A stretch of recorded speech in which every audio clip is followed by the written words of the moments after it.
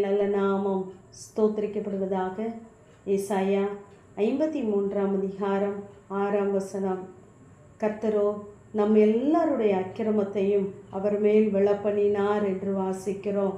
நம்முடைய அக்கிரமத்தை, நம்முடைய பிள்ளைகளுடைய அக்கிரமத்தை, நம்முடைய குடும்பத்தினருடைய அக்கிரமத்தை, இந்த உலகத்தில் உள்ள ஒவ்வொருவருடைய அக்கிரமத்தையும் தேவன் கிறிஸ்துவின் மேலே விழப்பண்ணினார்.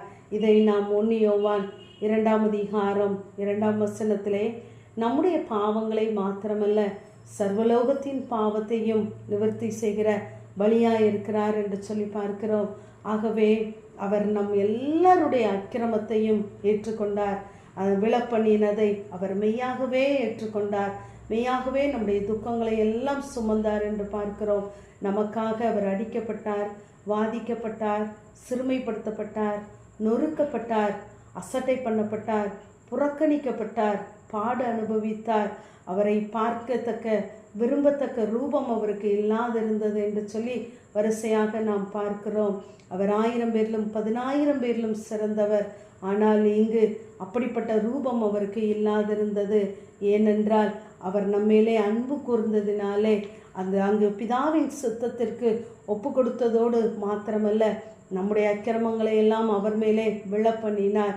இதை நாம் வாசித்து பார்க்கும் பொழுது ரோமர் 5ஆம் அதிகாரத்திலே நாம் பாவிகளாய் இருந்தாலும் கிறிஸ்து நமக்காக மரித்ததினாலே தேவன் நம்மேல் வைத்த அன்பை விளங்க பண்ணினார் என்று பார்க்கிறோம்.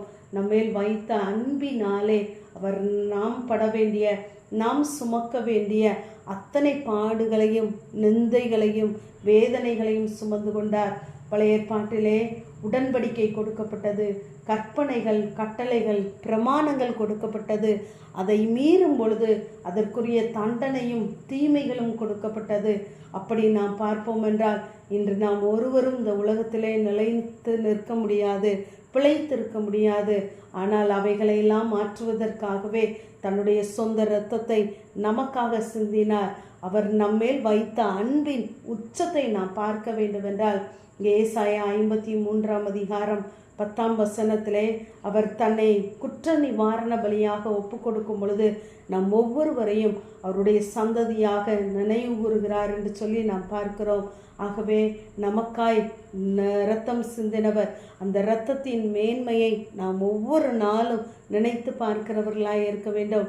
தேவன் எனக்காய் சிந்தின ஒரு சொட்டு இரத்தம் கூட வீணாய் போகக்கூடாது, எனக்காய் பட்ட பிரயாசங்கள் ஒன்றும் வீணாய் போகக்கூடாது என்று தேவன் நம்மேல் வைத்த அன்பை நாம் புரிந்து கொண்டவர்களாய் ஒவ்வொரு நாளும் தேவன் பக்கம் நாம் கிட்டி சேருகிறவர்களாய் இருக்க வேண்டும்.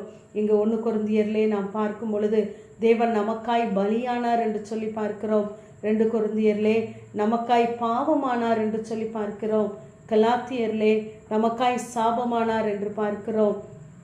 தம்மை தாமே ஒப்பு கொடுத்தவர் இன்றும் நமக்காக பிதாவின் சமூகத்திலே வேண்டுதல் செய்கிறவராய், பரிந்து பேசுகிறவராய் இருக்கிறார். நமக்காய் மரித்தவர், நமக்காய் உயிர் தெழுந்தார், இன்றும் நமக்காக கிரியை செய்து கொண்டே இருக்கிறார். ஆகவே அந்த அன்பை நாம் புரிந்து கொள்ள வேண்டும். நாம் அவருடைய அன்பினாலே, அவருடைய இரத்தத்தினாலே நாம் மீட்கப்பட்டு இருக்கிறோம், நீதிமான்களாக்கப்பட்டு இருக்கிறோம், சுத்திகரிக்கப்பட்டு இருக்கிறோம், மகிமைப்படுத்தப்பட்டு இருக்கிறோம்.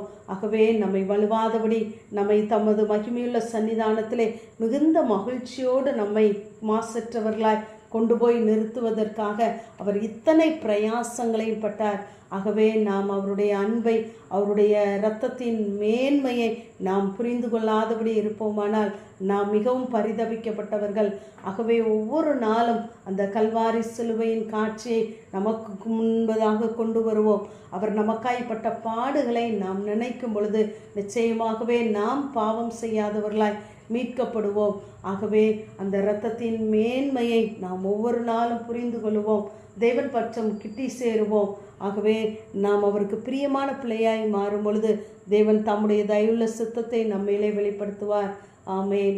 ஜெபம். பிதாவாகிய தேவனே, குமாரனாகிய இயேசு கிறிஸ்துவின் நாமத்தின் மூலமாய் உடைய சன்னிதானத்தில் வருகிறேன்.